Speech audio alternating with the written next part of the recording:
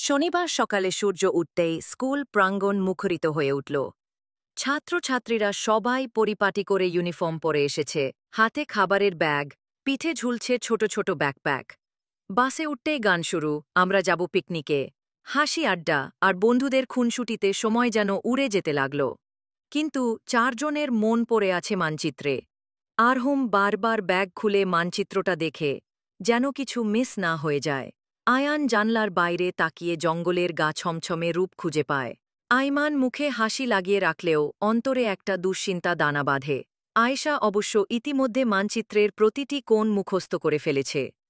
বাস পৌঁছায় নরুর জঙ্গলের সীমানায়। বাকি সবাই ঝাঁপিয়ে পড়ে খাবার, খেলাধুলা আর গানবাজনায়। শিক্ষকরা ব্যস্ত তদারকিতে। এই সুযোগে চার বন্ধু এক কোণে জড়ো হয়। আরহুম বলল, এটাই সময়। কেউ আমাদের খেয়াল রাখছে না। সব প্রস্তুত, বলল আয়েশা। তবে চল, বলল আয়ান, চোখে সাহসের ঝিলিক। আর বিম্ব? সে যেন আগেই বুঝে গেছে এক রহস্যময় যাত্রার শুরু হতে চলেছে। তার নাক মাটির ঘ্রাণ নিচ্ছে, লেজ নাড়ছে দ্রুত। চারজন ছায়ার মতো মিলিয়ে গেল জঙ্গলের সবুজ অন্ধকার। জঙ্গলে পা রাখার সঙ্গে সঙ্গেই চারপাশের পরিবেশ যেন বদলে গেল। স্কুলের মাঠের হাসি আনন্দ কোলাহল পেছনে ফেলে তারা ঢুকে পড়ল একগাছ ছমছমে নীরব জগতে। মাথার ওপর ঘন গাছের ছায়া, সূর্যের আলো শুধু পাতার ফাঁক গলে অল্প একটু ঢুকছে।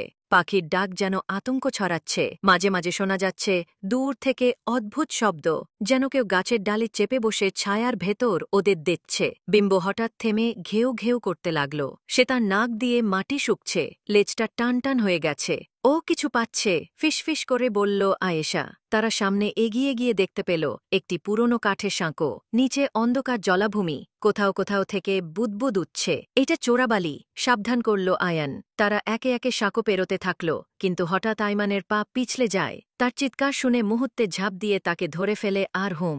সব ঠিক আছে, সে বলে, কিন্তু তার হাত কাঁপছে। সবার চোখে আতঙ্ক স্পষ্ট, কারণ ওরা বুঝে গেছে এই অভিযান নিশক খেলা নয়, জীবন মৃত্যুর লড়াই। ওরা সামনে গিয়ে দেখে এক পুরনো সাঁকো, নিচে গা শিউরে ওঠা চোরাবালি। ওরা একে একে পেরিয়ে যায়, কিন্তু আইমান পিছলে পড়ে। আরহুম ঝাঁপিয়ে পড়ে ওকে টেনে তোলে।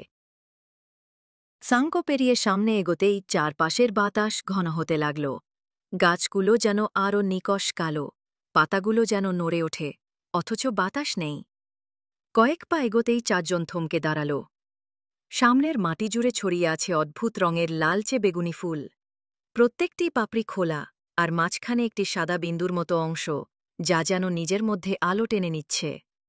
আয়েশা এক ঝলক দেখেই বলে উঠল, এগুলো মৃত্যুকুসুম। এদের ঘ্রাণে মানসিক বিভ্রম হয়, মানুষ তার চারপাশ ভুলে যায়, বন্ধু শত্রু আলাদা করতে পারে না। সবাই দ্রুত মুখে কাপড় জড়াল। বিম্ব ঘেউ ঘেউ করে সামনের পথটা ঘুরে দেখে নিল। হাঁটতে হাঁটতে চারপাশে অদ্ভুত ছায়া নড়ে উঠছে।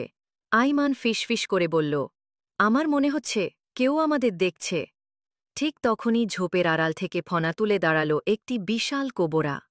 তার চোখে ছিল আগুনের মতো জলজলে দৃষ্টি। সবাই হিম হয়ে গেল। বিম্ব এক মুহূর্ত দেরি না করে সামনে ঝাঁপিয়ে পড়ল। ঘেউ ঘেউ করে সাপটাকে বিভ্রান্ত করে ফেলে। আর সেই সুযোগে সবাই ধীরে ধীরে পেছিয়ে এল। সাপটি নড়ে উঠে আবার ঝোপের মধ্যে হারিয়ে গেল। সবাই থমকে দাঁড়াল, বুক ধুকধুক করছে। এই পথ সহজ হবে না, ধীরে বলল আয়ান। আর এখন থেকেই আমাদের চোখ খোলা রাখতে হবে। তারা মুখে কাপড় বেঁধে এগোয়। হঠাৎ এক ঝোপ থেকে বিশাল এক কোবরা ফনা তুলে দাঁড়ায়। বিম্ব সামনে গিয়ে ঘেউ ঘেউ করে সাপটাকে সরিয়ে দেয়। সবার দম বন্ধ।